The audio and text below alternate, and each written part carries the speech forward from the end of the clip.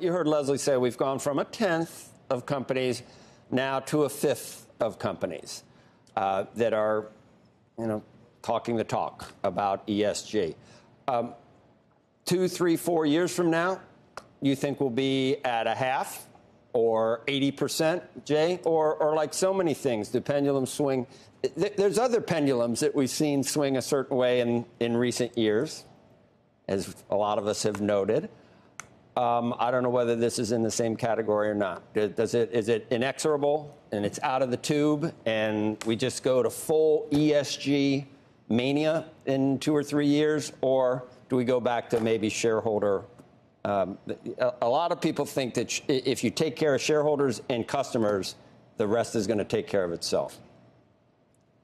Well, let me answer that, Joe. And I think what we've heard this morning, I've had the opportunity to hear a number of your guests over the last hour, is trying to tie these factors actually back to financial performance for customers, rather than looking at them in isolation.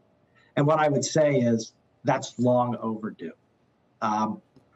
What are we trying to achieve with ESG investing? And I focus on the E.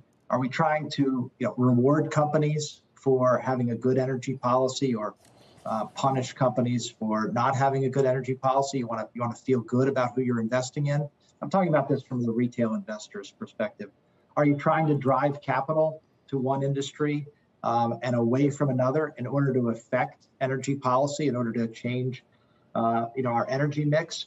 Or are you looking at our energy policy and actively investing to try and forecast where the transition is going and make returns? Or is it some combination of those?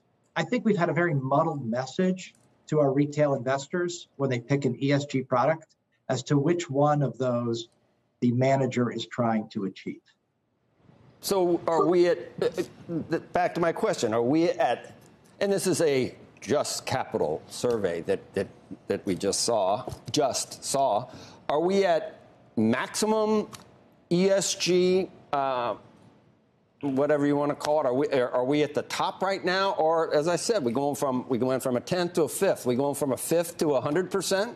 Or are we going back down to where people say, yeah, I remember that fad back in the, which way do you think we're headed? I mean, pendulums swing both ways. And as I was alluding to, there's a lot of things in society right now that some people think have gone a little bit too far in one direction in terms of insanity.